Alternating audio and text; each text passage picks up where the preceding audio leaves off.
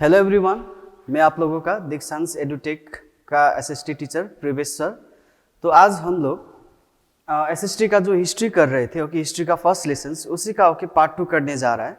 तो पार्ट 1 में हम लोगों ने देखा कि किस तरह के मेडिवल पीरियड स्टार्ट हुआ था और क्या क्या डेवलपमेंट आए थे, क्या क्या चेंजेस आया था और ज्योग्राफिकल फीचर्स का क्या इन्फ्लुएंस है हमारी इंडियन हिस्ट्री में।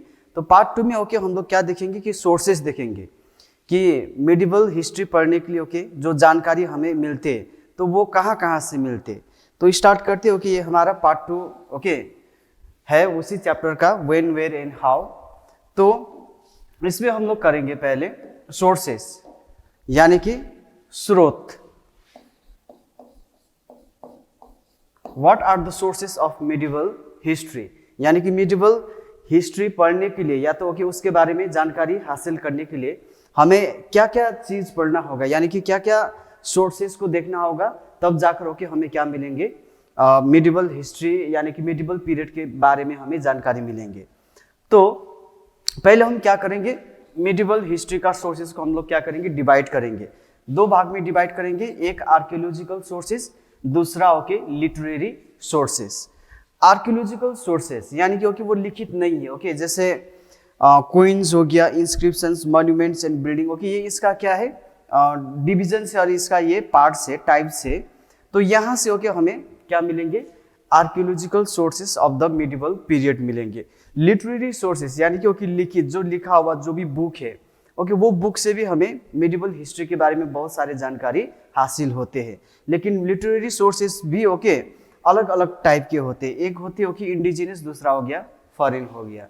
और दूसरा क्या भी हो सकते, रिलीजियस भी हो सकते और सेक्युलर भी हो सकते। यहाँ पर मैंने सिर्फ 2 लिखा है, indigenous sources and foreign sources लिखे, लेकिन इसमें क्या भी हो सकते, एक होगा रिलीजियस यानी कि धार्मिक जो बुक है वो भी हमें मेडिवल पीरियड के बारे में बताते, और क्या भी हो सकते हमारे सेक्युलर यानी कि जो धर्म के साथ ताल्लुकात नहीं रखते, जो which is not connected with the religion is known as the secular literary sources, and which is related with religion, that is known as the religious literary sources। यहाँ पर हम मेनली आज हम क्या डिस्कस करेंगे, इंडिजिनियस सोर्सेस डिस्कस करेंगे और foreign sources discuss करेंगे, जो लिटरेरी रिसोर्सेस का क्या है डिविजन्स है।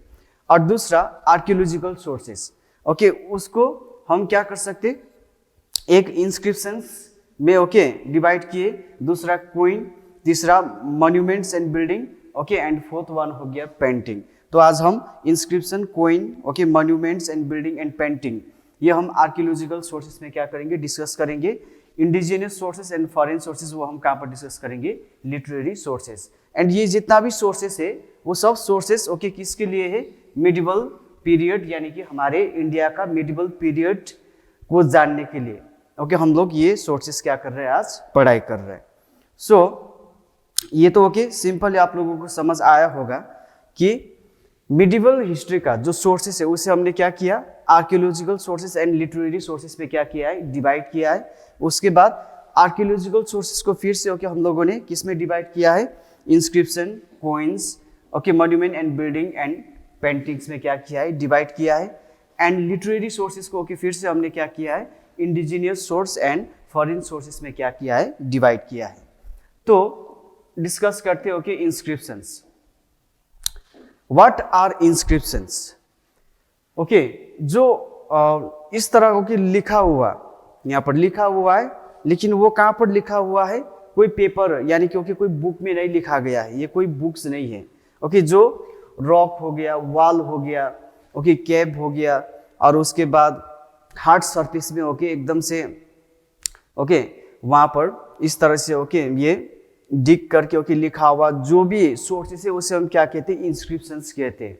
यानी कि inscriptions means written on rock, उसके बाद हो गया पाम्पलेट्स हो गया, कपर प्लेट्स हो गया, उसके बाद पिलर्स हो गया, क्ले टेबल हो गया, उसके बाद रॉक्स में लिखा हुआ जो भी सोर्सेस है उसे हम क्या कहते हैं, इंस्क्रिप्शन कहते हैं। ठीक है, यहाँ पर दिख रहे हैं ना आप लोग को, ये एकदम पत्थर में लिखा हुआ है, ओके, रॉक में एकदम से लिखा हुआ है। और दूसरा कॉपर प्लेट में, ओके, इस तरह से लिखा हुआ है। तीसरा, ओके, क्ले पॉट में लिखा हुआ है, ओके, इस तरह से। एंड पिलार, ओके, जो बड़े बड़े, ओके, पिलार होते हैं, ओके, हमारे घर में पिलार होते कि नहीं होते, ओके, वो पिलार में जो इस तरह का लिख कर और या तो लिखा हुआ है, इसे हम क्या कहते हैं, इसे हम कहते हैं इंस्क्रिप्शंस कहते हैं। एंड एक दो चीज़ों के इंस्क्रिप्शंस के बारे में, अब ये तो याद हो ही गया आप लोगों को। एंड जब ये पढ़ेंगे तो फिर हम उस पीरियड के बारे में कि बहुत सारे इंफॉर्मेशन हमें क्या होगा, हासिल होगा। तो इंस्क्रिप्शंस के बारे में कि थोड़ा हम लोग देख लेते कि इंस्क्रिप्शंस क्या है, ओके, एंड किसे इंस्क्रिप्शंस कहते हैं। सो यानी कि इंस्क्रिप्शंस, पहले हम इसको देखेंगे, व्हाट इज और व्हाट आर इंस्क्रिप्शंस। यानी कि राइटिंग ऑन रॉक्स, ओके, और उसके बाद पिलर, और उसके बाद कॉपर प्लेट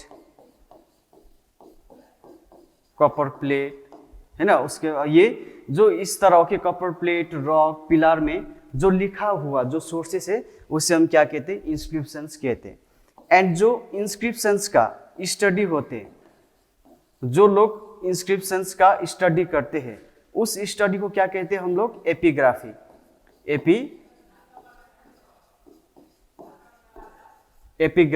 कहते हैं। जो ओके इंस्क्रिप्शंस का स्टडी करते, पढ़ाई करते, ओके, उस पढ़ाई को हम क्या कहते हैं, एपिग्राफी कहते हैं। एंड ये एपिग्राफी में, अब एपिग्राफी में भी, ओके, इंस्क्रिप्शंस में कौन सा स्क्रिप्ट, यानी कि कौन सा लैंग्वेज का इस्तेमाल हुआ है, क्योंकि सभी लोग, ओके, सभी लैंग्वेज तो नहीं जानते, ओके। एंड ये जो स्क्रिप्ट का, ओके, जो स्टडी होते हैं, स्टडी यानी कि, ओके, जो इसका स्टडी या जो जानते, ओके, तो उसे हम क्या कहते हैं, डेसिफॉर्मेंट कहते हैं। क्या कहते हैं, डेसिफॉर्मेंट कहते हैं। यानी कि हमें इंस्क्रिप्शंस के बारे में तो याद हो ही गया कि इंस्क्रिप्शंस क्या है। Writing on wall, rock, pillar, copper plate, okay, is known as the inscriptions, and the study of the inscriptions is called epigraphy, okay। and epigraphy, okay, करते वक्त जो भी स्क्रिप्ट के बारे में, जिसके पास नॉलेज होती है, कि जो पढ़ाई होती है, उसे हम क्या कहते हैं, डेसिफॉर्मेंट कहते हैं। एंड ये इंस्क्रिप्शंस हमें, ओके, बहुत वैल्यूएबल क्या देते, इंफॉर्मेशन देते। जैसे अशोका का बहुत सारा पिलर इंस्क्रिप्शंस हो गया, ओके, ये अगर हम अशोका के बारे में जानना चाहते तो वो पिलर में, ओके, जो भी लिखा होगा, ओके, वो अशोका के काल यानी कि अशोका के कालीन के टाइम में लिखा गया है। तो उस पीरियड के बारे में हमें बहुत सारा जानकारी हासिल, ओके, हम लोग कर लेते हैं। ये हो गया, ओके, हमारा इंस्क्रिप्शन। सेकेंड हो गया हमारा कोइंस। कोइन तो आप लोग देखे होंगे, ओके, ये हो गया हमारा मॉडर्न कोइन हो गया, ये ओके पुराना वाला कोइन हो गया। स्पेशली ओके यहाँ पर मैंने क्या लिया है, समुद्रगुप्त का, ओके, ये गोल्ड कोइन लिया है, जहाँ पर समुद्रगुप्त ने क्या किया है, वीणा को क्या किया है, होल्ड किया है। तो यहाँ से हम ये अंदाजा लगा सकते हैं कि Samudragupta was the lover of music, okay. अगर वो लवर ऑफ म्यूजिक नहीं होते तो ओके वो कभी भी तस्वीर में क्या नहीं करते, कोई भी, ओके, यहाँ पर जो तस्वीर बना हुआ है, ओके, उसके हाथ में क्या नहीं होता, बीना नहीं होता। यानी कि उसके हाथ में बीना है, तो वहाँ से ओके हम लोग कह सकते हैं कि वो म्यूजिक का लवर था। और ओके दूसरा चीज क्या सोर्सेस मिलते हैं हमें, ये किस धातु से बना हुआ है, गोल्ड से बना हुआ, या तो सिल्वर से, ओके, या तो कॉपर से, किस से बना हुआ है। अब गोल्ड का कोइन, ओके, वही इशू कर सकते हो कि जिसका इकोनॉमिक कंडीशंस बहुत ही अच्छा है कि नहीं। जिस राज्य में यानी कि ओके जो किंग के टाइम में इकोनॉमिक कंडीशंस अच्छे हैं, तो ऑब्वियसली ओके वो गोल्ड का कॉइन क्या करेंगे, इशू करेंगे, है कि नहीं। गोल्ड तो वैल्यूएबल मेटल हो गया, धातु हो गया, ओके। अगर ठीक ठाक है तो सिल्वर का करेंगे, ओके, नहीं तो फिर ओके कॉपर का करेंगे। ये है कि नहीं है, ये चीज बताते हैं। यानी कि कॉइन्स उस टाइम का इकोनॉमिक कंडीशंस भी बताते हैं। और दूसरा चीज ये हमें क्या भी बताते हैं, शेप, यानी कि उस टाइम के लोग ओके कैसा कैसा शेप को जानते थे। जैसे रेक्टेंगुलर भी हो सकते, ओके, कॉइन, और स्क्वायर भी हो सकते हैं, है कि नहीं, किसी भी शेप का हो सकते हैं। तो वो शेप अगर हमें मिल रहा है तो वहाँ से हम अंदाज़ा लगा सकते हैं क्योंकि इस टाइम के लोग शेप के बारे में भी बहुत सारी चीज़ जानते थे। ओके, यानी कि सर्कुलर शेप के बारे में भी जानते थे, रेक्टेंगुलर शेप के बारे में भी जानते थे। ओके, ये चीज़ हो गया। तीसरा चीज़ ओके, हमें क्या भी मिलेंगे, डेट मिलेंगे, इशू ऑफ डेट। ओके, यानी कि कब इशू किया गया था। यानी कि सपोज मान लीजिए कि यहाँ पर कोई डेट दिया गया है समुद्रगुप्ता के ओके कोइन में, तो हम बता सकते हैं कि ओके इस साल में हमारी इंडिया में कौन राजा था, समुद्रगुप्ता था, यानी कि कोई भी राजा। तो इस तरह का ओके बहुत सारा ओके सोर्सेस हमें कहाँ से मिलते, कोइन से मिलते। ओके, ये तो एग्जाम्पल हो गया। यहाँ पर देखिए ये जो 2000 ओके यहाँ पर दिया गया है, और यहाँ पर ओके देश का नाम भी दिया है, ओके भारत यानी कि इंडिया दिया गया है। ओके, अंक दिया है। ओके, यहाँ पर हमारे सत्यमेव जयते का ओके एम्ब्लेम भी दिया है। तो ये सब चीज़ों के हमें क्या कर रहा है, इन्फॉर्म दे रहा है। अगर ओके ये तो हमने देखा है इसीलिए ओके हम सभी याद है। तो दूसरे देश के लोग ओके इस कोइन को देखेंगे तो वो लोग ओके इस कोइन से ओके बहुत सारे इन्फॉर्मेशन क्या कर सकते हैं, ओके हासिल कर सकते हैं। तो कोइन ओके ये सब इन्फॉर्मेशन हमें देते। तो थोड़ा ओके कोइन के बारे में भी ओके हम लोग देख लेते हैं यहाँ पर कि कोइन क्या क्या इन्फॉर्मेशन दे रहा है। ओके, तो पहले हम ये देखते हैं।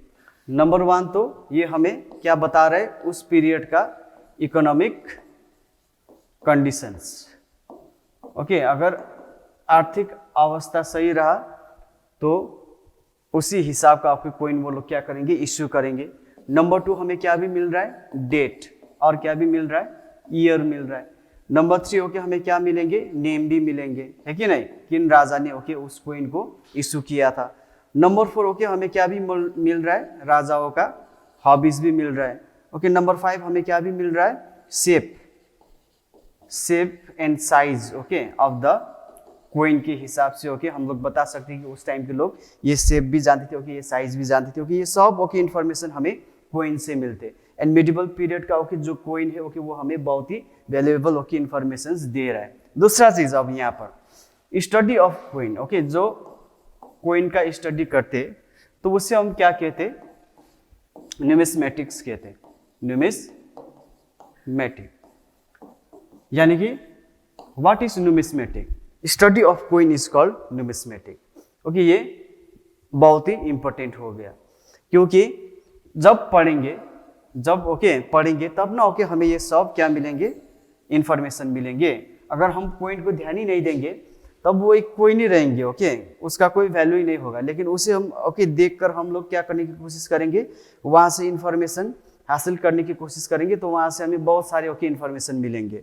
तो इसी तरह का इन्फॉर्मेशन ओके हमें देते हैं मिडिवल सोर्सेस का कोइन भी, जो किस में आते, आर्कियोलॉजिकल सोर्सेस में आते। ओके, नेक्स्ट है हमारा पेंटिंग। ओके, पेंटिंग हमें क्या बताता है, यहाँ पर देखिए पेंटिंग, यहाँ पर ओके आप लोग अच्छे से देखिए पेंटिंग। ये जो पेंटिंग है ओके यहाँ पर किंग एंड क्वीन बैठा हुआ है। ओके, यहाँ पर वुमेन्स ओके यहाँ पर कोई क्या ओके दे रहा है, यहाँ पर राजा बैठा हुआ है ओके यहाँ पर डांस कर रहा है, तो यहाँ पर ओके लोग दिख रहा है। तो ये कोइंस पेंटिंग हमें क्या बता रहा है, customs, rulers and socio political life of that period.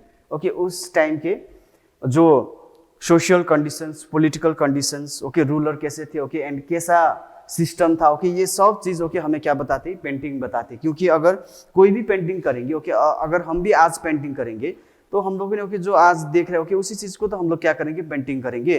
तो उस टाइम जो लोग ने ओके पेंटिंग किया है तो उस टाइम ओके वही चीज़ देखा होगा, ओके यही चीज़ देखा होगा, इसलिए ओके इसी तरह का उन लोगों ने क्या किए, पेंटिंग किए हैं।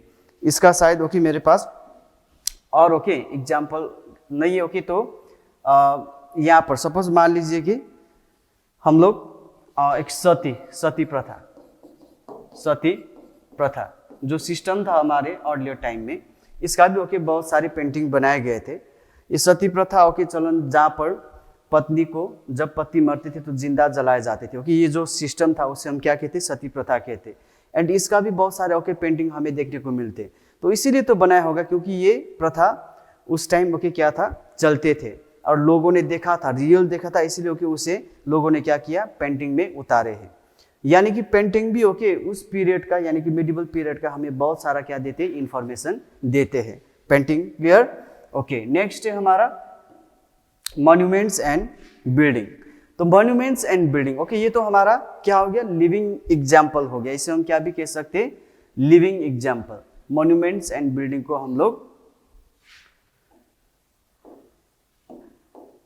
लिविंग एग्जाम्पल भी कह सकते हैं। अब वाई लिविंग एग्जाम्पल?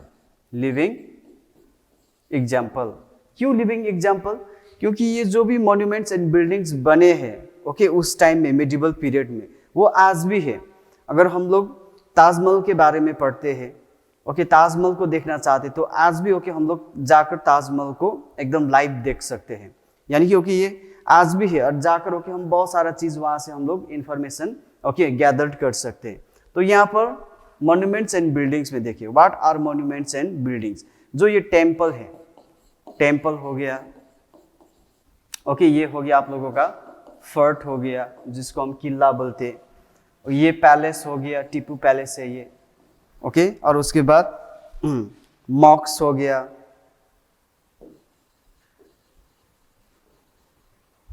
और उसके बाद ओके हमारा मॉक्स हो गया, ओके, सेम। और ये जो है ओके, जितना भी ये हमारे बिल्डिंग्स बना हुआ है, यानी कि जो मिडिवल पीरियड ने ओके राजाओं ने जितना भी आर्किटेक्चरल वर्क किया है, यानी कि ओके बिल्डिंग्स एंड ओके बनाए हैं, इसको हम क्या कहते हैं, मॉन्यूमेंट्स कहते हैं।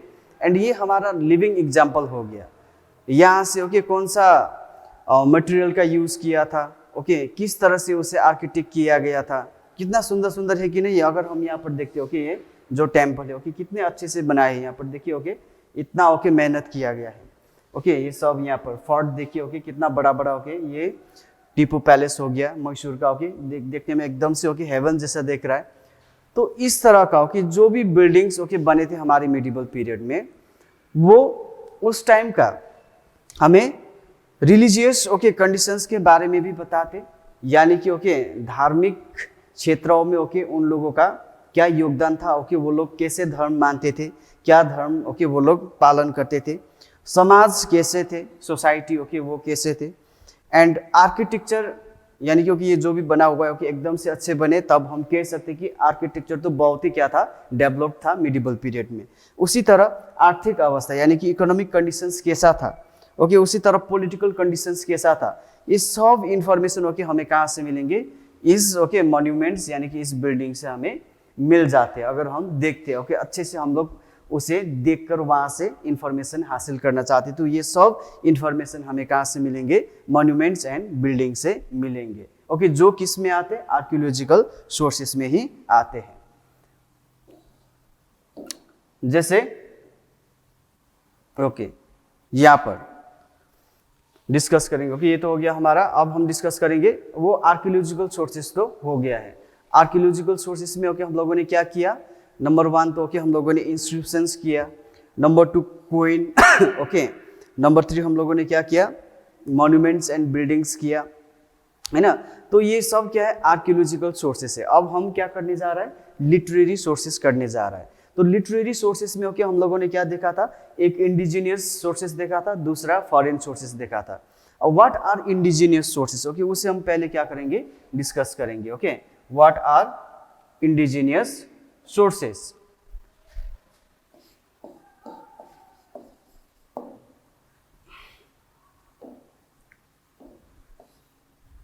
व्हाट आर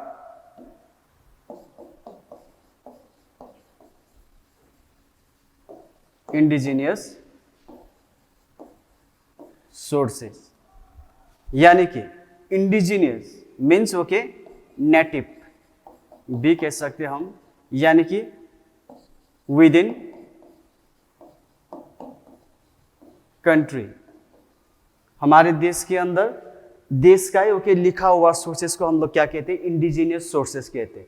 तो वो इंडिजिनियस सोर्सेस ओके क्या क्या है, ओके, वो भी हम देखेंगे यहाँ पर एग्जाम्पल के थ्रू से, ओके, हम उसे समझेंगे।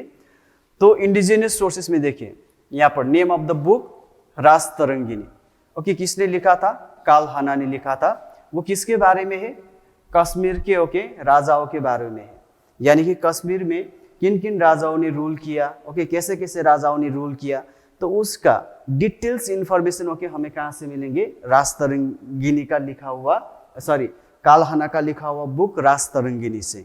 ओके, तो ये हो गया ओके हमारा इंडिजिनियस सोर्सेस, यानी कि हमारे इंडिया के ही बारे में, ओके इंडिया के अंदर ही लिखा हुआ ओके जो भी स्रोत यानी कि सोर्सेस है उसे हम क्या कहते हैं, इंडिजिनियस सोर्सेस कहते हैं।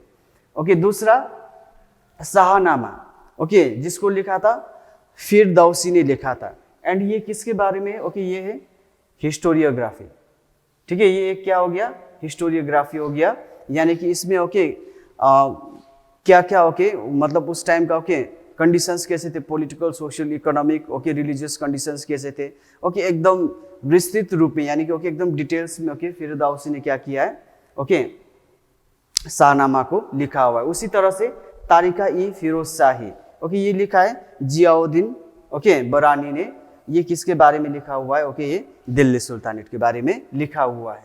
ओके, उसी तरह से ताबकत ई नाजिरी किसने लिखा है, मिनाज ई सिराज ने लिखा है, और ये okay Mahmud of Ghazni to Balban तक का ओके जो हिस्टोरियोग्राफी ओके और उसका जो भी जानकारी ओके वो हमें कहाँ से मिलेंगे, ताबकत ई नासरी से मिलेंगे। अकबरनामा, और जिसको हम क्या भी कहते हैं ऐनी अकबरी, किसने लिखा है, अबुल फजल ने, और वो किसके बारे में, अकबर के बारे में।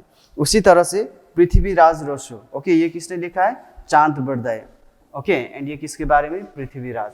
तो ये जो भी ओके यहाँ पर बुक्स है, ओके ये बुक सब ओके हमारे इंडिया के रूलर्स के बारे में लिखा गया था, ओके कौन आकर इंडिया में रूल किए, ओके उसके बारे में लिखा गया है, कैसे रूल किया, उन लोगों के टाइम में कोर्ट में क्या रूल्स एंड रेगुलेशंस हुआ करते थे, ओके एडमिनिस्ट्रेशंस कैसा था, सोशल कंडीशंस कैसा था, इकोनॉमिक कंडीशंस कैसा था, social okay sorry political conditions कैसा था। तो ये सब चीज़ों के जो भी सोर्सेस है ओके उससे हम क्या कहते हैं, इंडिजिनियस सोर्सेस कहते हैं। क्लियर है ना। ओके, नेक्स्ट है हमारा लैंग्वेज। कौन सा लैंग्वेज को ओके ज्यादातर क्या किया गया, इस्तेमाल किया गया, ओके एंड जो लिखते वक्त ओके जो भी है, जैसे मनुस्क्रिप्ट यहाँ पर ओके दिया गया, ये भी हमारे ओके इंडिजिनियस सोर्सेस में ही आते। Manuscript means books written by hand, okay कोई मशीन से ओके छपा हुआ प्रिंट किया हुआ नहीं है, ये हाथ से लिखते थे ओके पहले लोग, क्योंकि पहले के समय में हमारे पास क्या नहीं था इतना ओके ऐसे मशीन से डेवलप नहीं हुआ था, तो हाथ से ही लिखते थे। तो उसे जो लिखा हुआ बुक है ओके उसे हम क्या कहते हैं, मनुस्क्रिप्ट कहते हैं। तो लैंग्वेज में ज्यादातर ओके किसका यूज किया गया मिडिवल पीरियड में, पर्शियन लैंग्वेज का इस्तेमाल किया है, और दूसरा टर्किश ओके यानी कि टर्किश लैंग्वेज का क्या किया गया है, इस्तेमाल किया गया है मिडिवल पीरियड में। क्योंकि मिडिवल पीरियड में ओके ज्यादातर जो पीरियड है वो किसने रूल किया था, हमारे इंडिया में मुस्लिम रूलर ने क्या किया था, रूल किया था। Obviously okay Persian and Turkish का लैंग्वेज ही ओके ज्यादातर क्या हुआ है, इस्तेमाल हुआ है, लेकिन उसके साथ साथ बाकी लैंग्वेज का भी क्या हुआ है, इस्तेमाल हुआ है, लेकिन ज्यादा मात्रा में।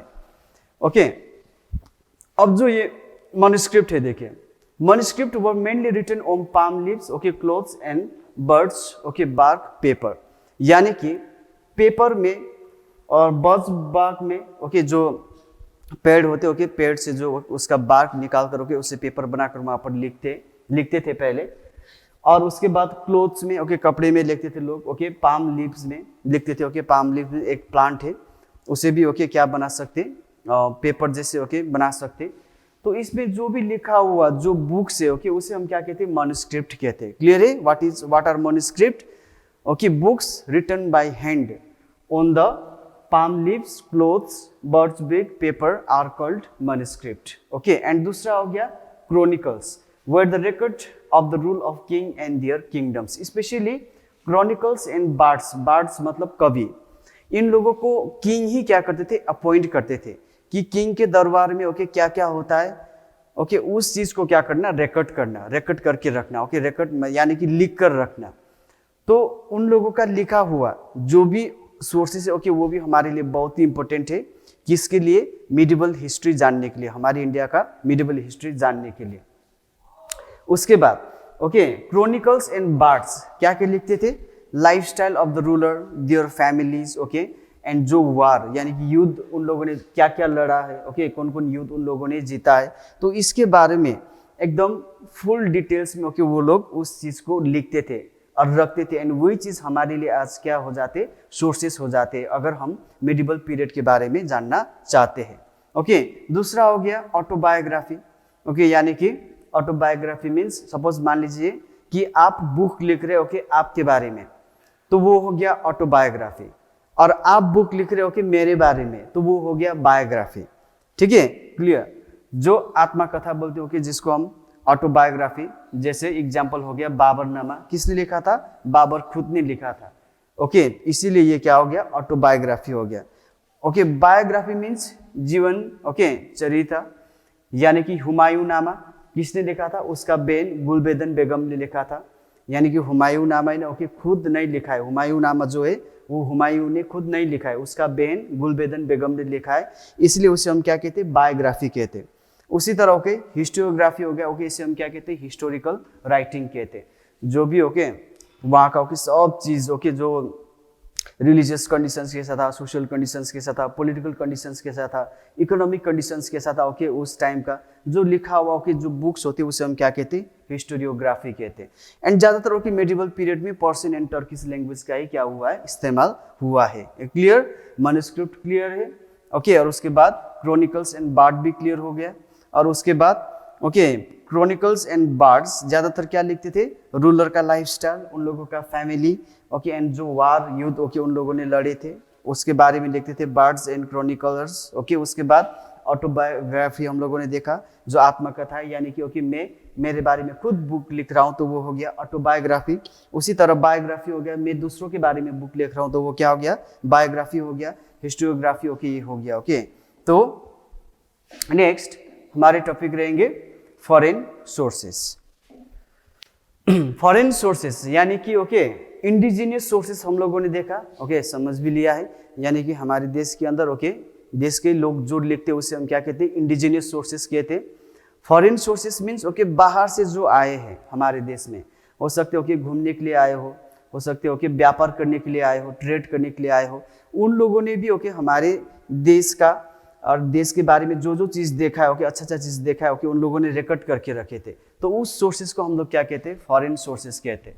ओके, जैसे यहाँ पर एग्जांपल अल-बेरूनी, ओके वो एक क्या था? पर्शियन ट्रैवलर था जो इंडिया आया था, किसके साथ? महमूद ऑफ गजनी के साथ आया था 11वीं सेंचुरी में, और उसने ताकिक-ई-हिंद लिखा है ओके किसके बारे में? इंडियन सिविलाइजेशंस के बारे में।